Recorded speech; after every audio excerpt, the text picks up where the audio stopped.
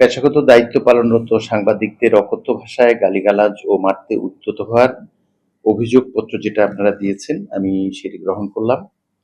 আপনারা জানেন বিশ্ববিদ্যালয় অত্যন্ত একটা ক্রান্তিকাল পার করছে। আমাদের একজন নারী শিক্ষার্থীর ধর্ষণ চেষ্টা এবং হত্যা চেষ্টার মতো ন্যাক্কারজনক ঘটনা ঘটেছে। শিক্ষার্থীরা অত্যন্ত ন্যায্য দাবিতে আন্দোলন করছে। আমরা সেই দাবির প্রেক্ষিতে দুষ্কৃতিকারী যেন গ্রেপ্তার হয়, আইনের আওতায় সে শাস্তি পায়, সেটা নিয়ে কাজ করছি এখন।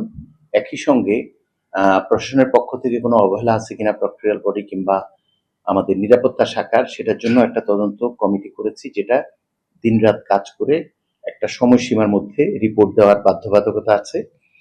আপনাদের সঙ্গে ঘটে যাওয়া যে ঘটনাটি, সেটিও আমরা অত্যন্ত গুরুত্বের সাথেই চিন্তা করতে চাই, কিন্তু আপনারা আমাদের জাহাঙ্গীরনগর বিশ্ববিদ্যালয়ের দর্পণ, আপনারা জানেন বিশ্ববিদ্যালয়ের পরিস্থিতি কি। তারপরেও আপনাদের এই আবেদনপত্রটি আমি গ্রহণ করেছি। আমরা একটা তদন্ত কমিটি আজ করে আমাদেরকে একটু সময় দেবেন আপনারা। আমি জানি যে আমাদের পরিস্থিতি উপলব্ধি করেন।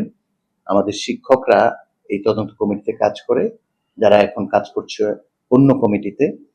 আমরা আজকেই তদন্ত কমিটি করব এবং 7 কর্মদিবসের মধ্যে আমরা এই রিপোর্টটি তাদেরকে প্রডিউস করতে অনুরোধ করব এবং আমাদের বিশ্ববিদ্যালয়ের যে পদ্ধতি আছে, নিয়ম আছে, সেই নিয়ম অনুযায়ী কোনোভাবেই যেন নিরপরাধী কেউ আসলে ক্ষতিগ্রস্ত না হয়, অথবা কেউ অপরাধ করে যেন পার পেয়ে না যায়, এ ধরনের একটি দায়িত্ব উপাচার্য হিসেবে, অভিভাবক হিসেবে আমার উপর আছে।